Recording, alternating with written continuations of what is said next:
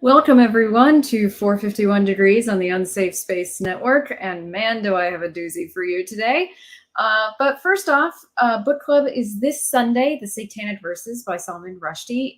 That's October 2nd at 9 a.m. Pacific time, 12 p.m. Eastern time, and our next one is going to be Slaughterhouse 5 by Kurt Vonnegut. Very good writer, very good book. And that is on October 30th at 9 a.m. Pacific, 12 p.m. Eastern. So our censorship quote for the week for this episode is, if all printers were determined not to print anything till they were sure it would offend nobody, there would be very little printed. And last episode's quote was by Heinrich Rhein. So let's talk about who got banned from things in the last couple of weeks. PayPal banned Free Speech Union, The Daily Skeptic, and Toby Young. Russell Brand's YouTube channel got its first community strike.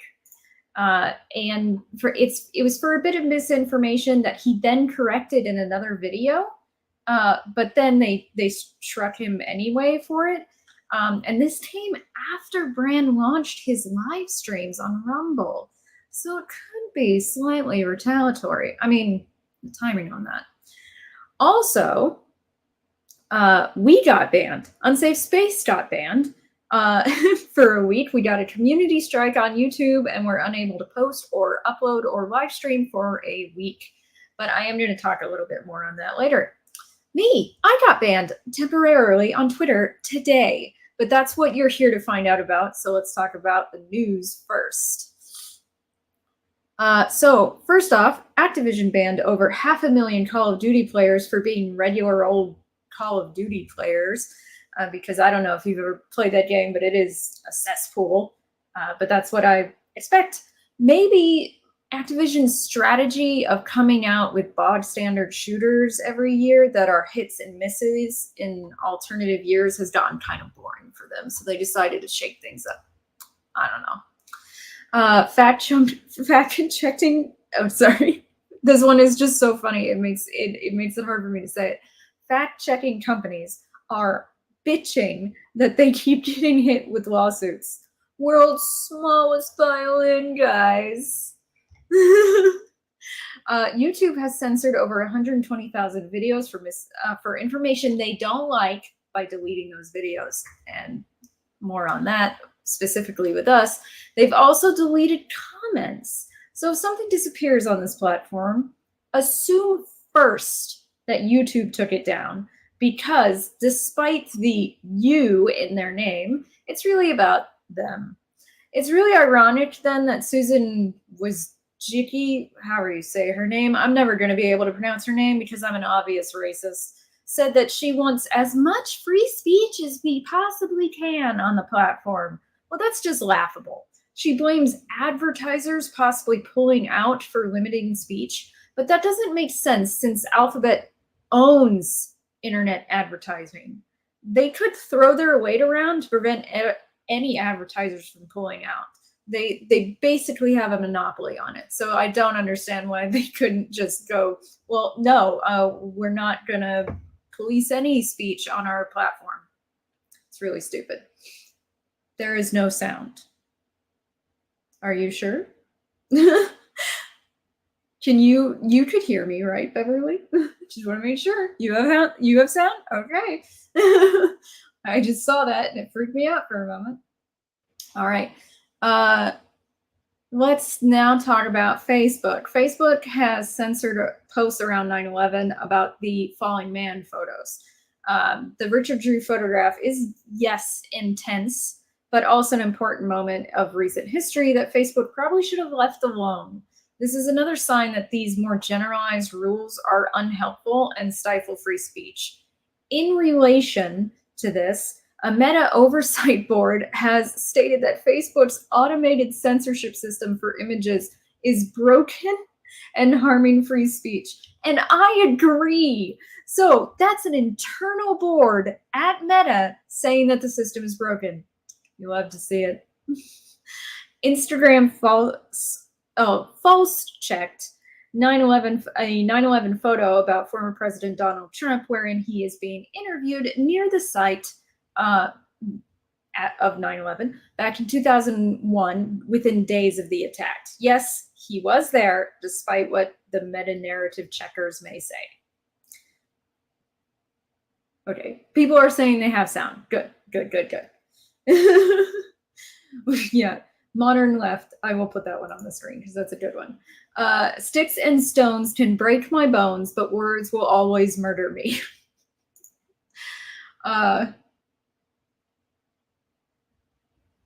It's not pulling up all the chats again. Yeah, that's really weird. I don't know why it's doing it. All right. Facebook also blocked all ads for the Holocaust film Beautiful Blue Eyes, and now I just want to see it. They claimed racism, which doesn't really make any sense. They also blocked all ads for the breastfeeding clothing brand, the B shirt, for nudity. That never happened. Pretty ridiculous. And then in mainstream media, MSNBC, have less letters in your name, continues its bias when host Mehdi Hassan said it was too dangerous to cover both sides. Too dangerous indeed to their total control of the narrative. We know why. Now what is the government doing? A judge has ordered Fauci, and this one's kind of a mixed bag of good and bad from the government, because we have a very big government in the United States.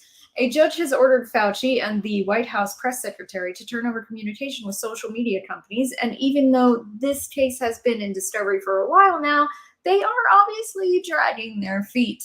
It's clear that this is because what everyone knows is true. They asked social media to censor, and they know that's illegal, and they don't want to be held accountable for that. Hilariously, Jean-Pierre, or however you say her name, said she couldn't comment, and then went on to comment because she's just that good at her job. It's the yes, but actually no meme in action. House Republicans want the Biden administration to hand over any censorship demands made of Facebook and Twitter. But since we literally saw them do so in a White House press conference, I'm not sure what they're looking for, except more of the same. In the Senate, though, Democrats used hearings to tell big tech they weren't censoring enough, which I tell you is a violation of the First Amendment. The Biden administration wants to change liability for tech platforms, which I imagine is just a way to cement those platforms at the top. He also, along with Democrat senators, has demanded that big tech censor more, again, violating the First Amendment. DHS is going after gamers for extremism, spending nearly $750,000 to investigate if gamers who like blowing shit up in the virtual world want to blow shit up in the real world. The DHS could just pay me to answer that question. No, the answer is no. Shit, now they won't pay me.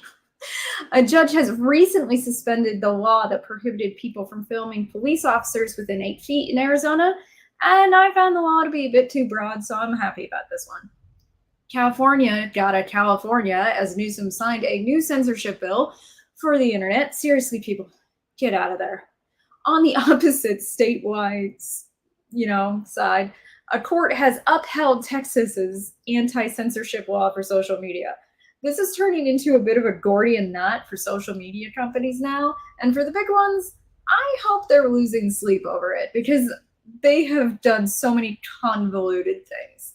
Now let's talk about the censorship that happened to Unsafe Space and to me recently. So last week, we were planning narrative dissonance and all the stuff that goes into that when a year-old video, a Covfefe break, that originally was on the Ghost of Unsafe Space channel and then got moved over to the main channel, got a misinformation they don't like about health stuff.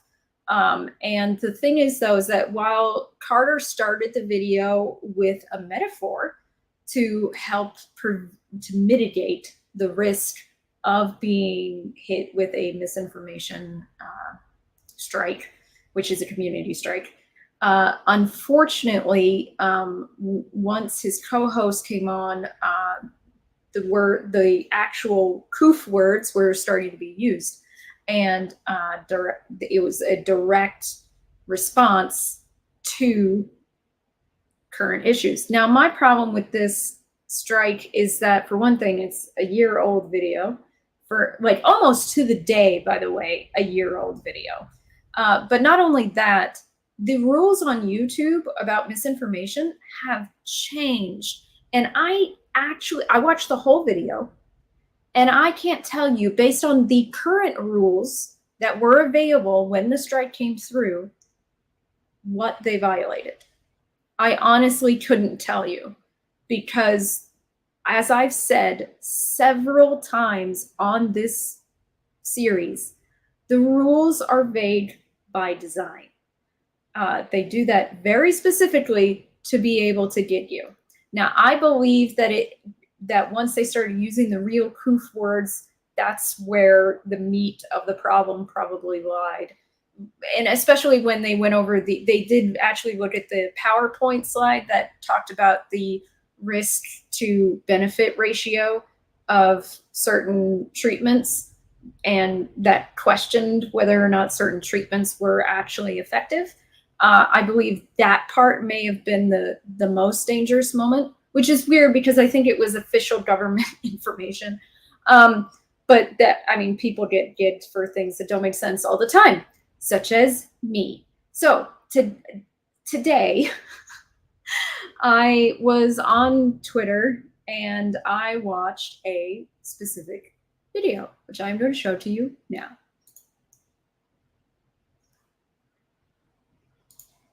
Let me, hold on, let me make sure it has sound. It looks like it does. So let's.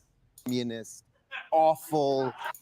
So let me wind this back.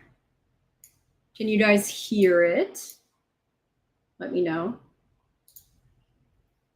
Sound? Yeah, okay, good. Let me speak broadly about Rashida Tlaib. She is a vile, disgusting, horrible, anti-American, communist, awful, degenerate, really just, I could go on, but I was thinking, this is the #1 show in late night. And Right. if I said what I really believe about her, you'd probably be canceled. So when I was in the green room, I actually wrote down what I think about her on a napkin, and I thought I would just hand it to you.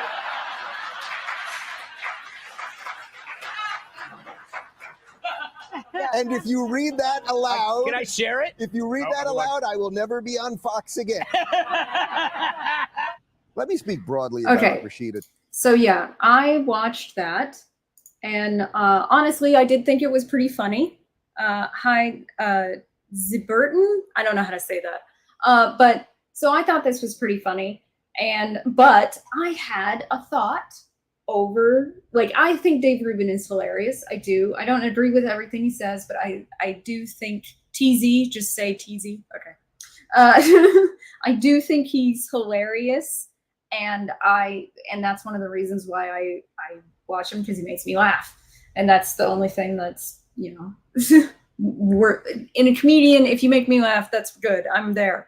So, but I had a theory over what was on the napkin. So I replied, cunt. I'm guessing it was cunt. I immediately, now usually, here's the thing. You post, like, you tweet often now, and you get, and if you use a swear word, you might get a message that says, most, you know, Twitter users don't tweet things like this. This whole, please be nice bullshit. It's like, hello, we're adults. But I didn't get that. I sent it, and I immediately got banned. Immediately, which suggests to me this was a algorithm ban. All right. So I violated Rule 1. For hateful conduct. All right. And then I appealed it, because that's the kind of person I am. I appealed it. And this is what I wrote in my appeal. I did not call anyone any names. The tweet that got me into trouble was me guessing what Dave Rubin had written on a napkin on a Fox show. I believe he wrote cunt. I wasn't calling anyone a bad name, nor was I endorsing his possibly doing so. When I taught English composition at a university, we talked about swear words in the classroom and used them to talk about them. Talking about swear words means using them for clarity. Swear words are also cultural. While cunt is considered extremely offensive in the US, not to me personally, even though I am a woman, it is less offensive in the UK and Australia. The use of the word alone is not enough to declare a ban. It has to be considered in context. The context was on a global platform wherein people with uneven standards of offense interact, and the word was not used against someone either directly or indirectly. I did not call a person that by name to her or about her to others. I did not endorse others calling her that to her or about her to others. I guessed that is what someone had called her. That is all I did. That is not hateful in and of itself. If your platform believes the use of the word at all is wrong, then you should not allow it to be typed on your platform. This technology is available to you. Chat systems are able to check and change live, quickly entered text and alter it to censor words. If you do not want this word on your platform in any context, I suggest you implement something similar. Your current system of allowing and then punishing sends mixed signals to your users. Either way, my use of the word was not hateful. It was a commentary on its possible usage by someone else with no signal of approval or disapproval. I did not call a person a cunt. All right? In response, now, this is kind of funny because it happened really fast. Everything happened really, really fast. In response, hello, our support team has reviewed your account and it appears we made an error. We've determined there was no violation and have restored your account to full functionality. We sincerely apologize for any inconvenience and appreciate you taking the time to submit your appeal request to us. Thanks, Twitter. Boom, victory. I am so happy about that. Because honestly, this was the first strike on this account, and it was going to be a 12-hour ban. But yeah, that was definitely a journey for me today. And I decided that I would make the show about it today because I do want to talk about the fact that we have an issue here where they essentially say, you know, you can type it, but if you do, we're gonna assume the worst. If you have an algorithm that automatically already assumes the worst because I typed that word with no context in mind, the problem with that is that you also could technically prevent me from typing it at all. So this is entrapment. You are giving me the opportunity to violate your rules in that regard, when you could, as a platform, prevent it from happening at all. Now, I don't think they should censor ever, but if you're going to have rules, you could use your technology for, and by the way, I wouldn't suggest this for anything bigger than speech, not action. But to me, I'm sort of like, you're entrapping your users into getting themselves in trouble. That's what you're doing there by both using an algorithm to check it and then allowing it to go forward. You know, and that was the thing too, is that while I said that I did not call anyone a cunt, I want to make it absolutely clear I have called people cunts. And I would definitely call people cunts if their behavior warranted it. I would. I am not as afraid of that word as a lot of Americans are, and especially American women.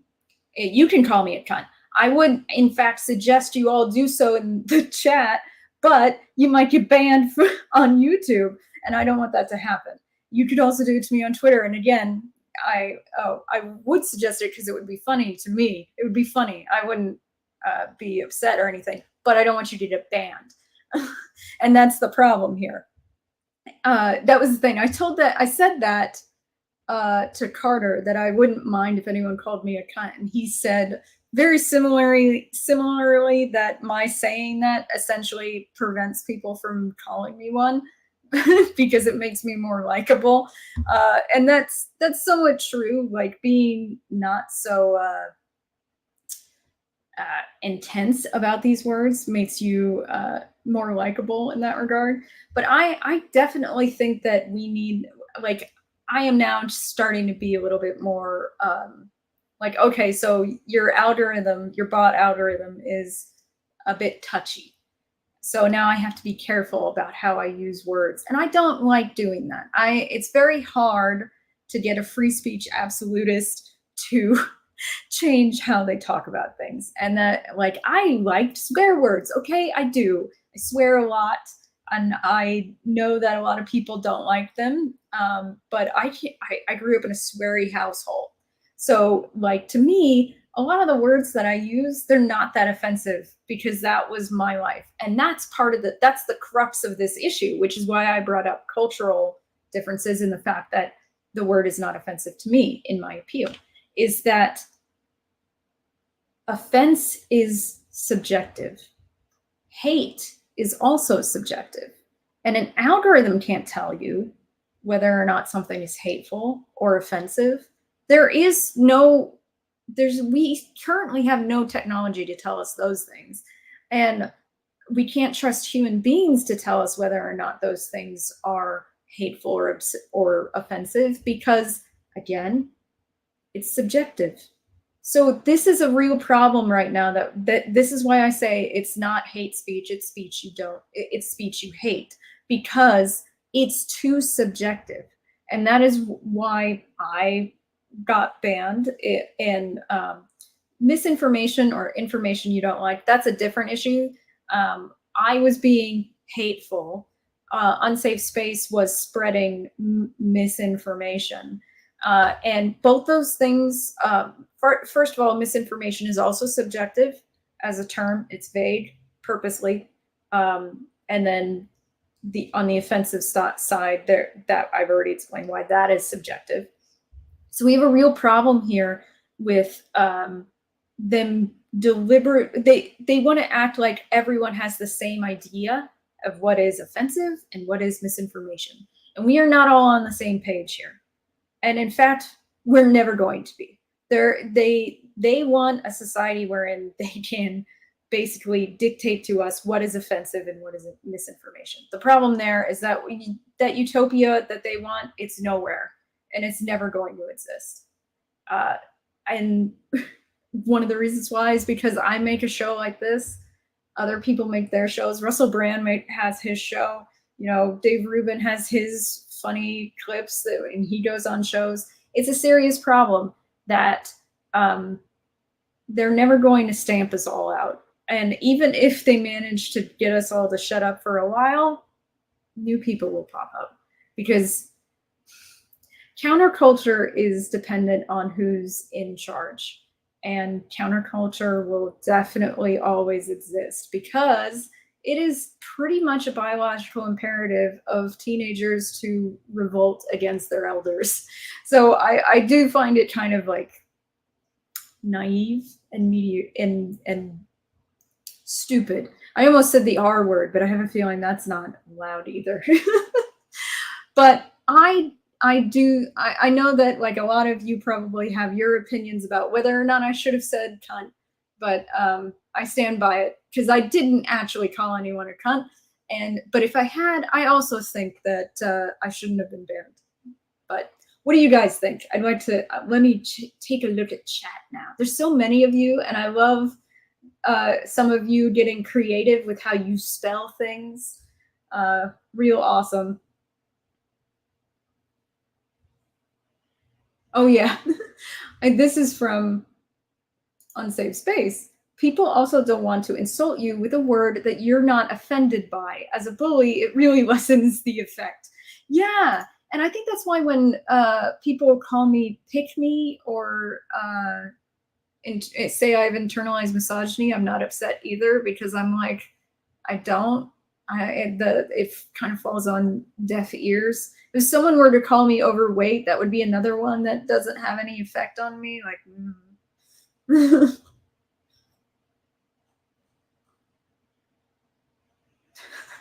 okay, why are you guys talking about KFC? That you say retarded on stream? Okay. I know some people will find that one incredibly offensive now. Yeah, calling people untruth things, that's not the one I wanted. Doesn't matter. That's true. It doesn't. Like, that's the problem with them calling us racist now and bigots and extremists, is that they're untrue. We know they're untrue. So now it's important to just laugh at those kind of things. I kind of went over that last time, or the time before that. I can't remember that. But yeah, I don't want to be kicked off a platform, but I also want to be able to say what I want to say. So here's the thing: we end up playing censorship games. That's what a lot of us end up doing. Is that, like, in one of my tweets, I went to follow up on this cunt story. I replaced the U with a dash. Like, people end up doing censorship that basically just still shows you what they said in the first place. And maybe I need to start doing that more often, but I really don't like that. What does that say? Can I run my fingers through your cute haircut? No, boss Josh, you cannot.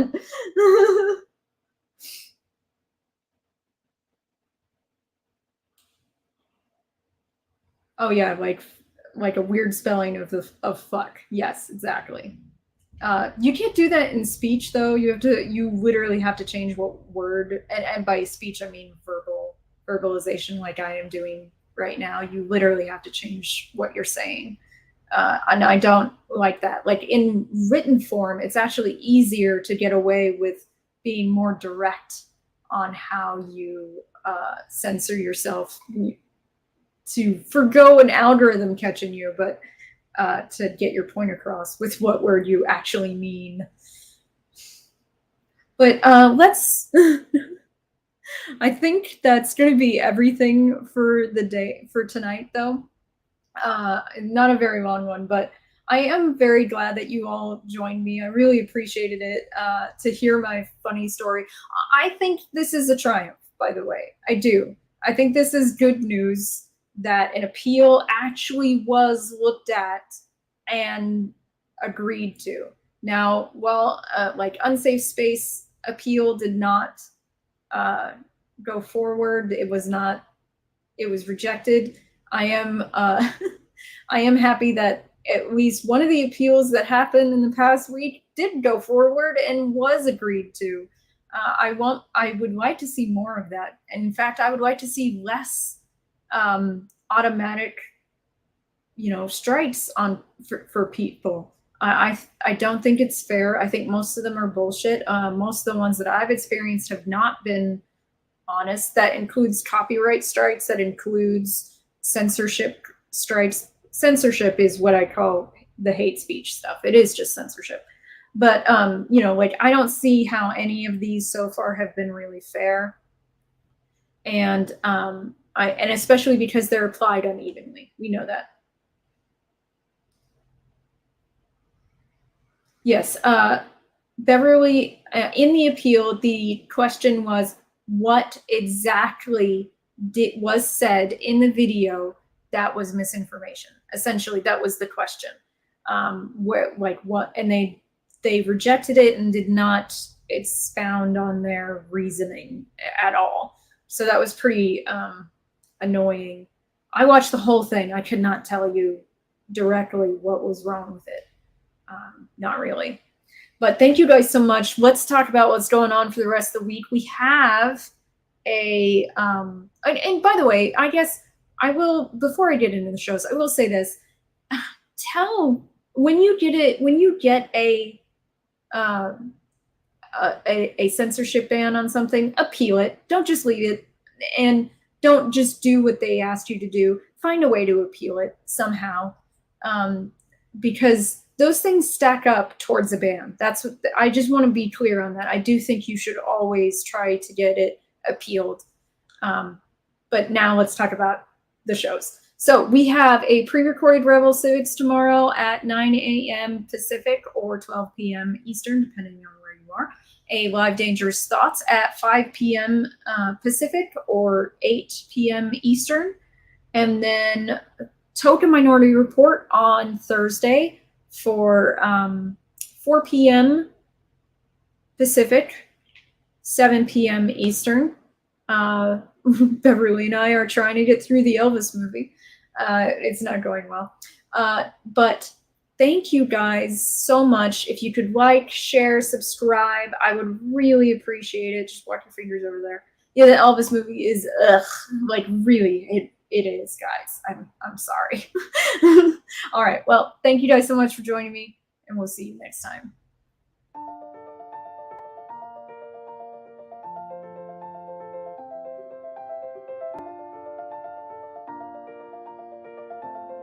Thanks for sticking around until the end. If you're new to Unsafe Space, check out our deep content library that includes discussions with everyone from James Lindsay to Brett Weinstein. And please consider helping to fund our work by visiting unsafespace.com/donate.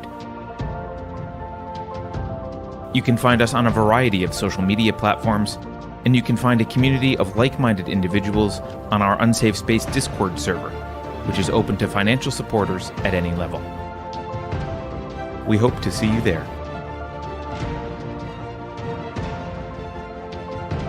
Warning. This is an unsafe space. Dangerous ideas have been detected. It would be better for your health if you forgot what you just heard. That should be easy for someone of your intelligence. The following co-conspirators are hereby ordered to watch CNN.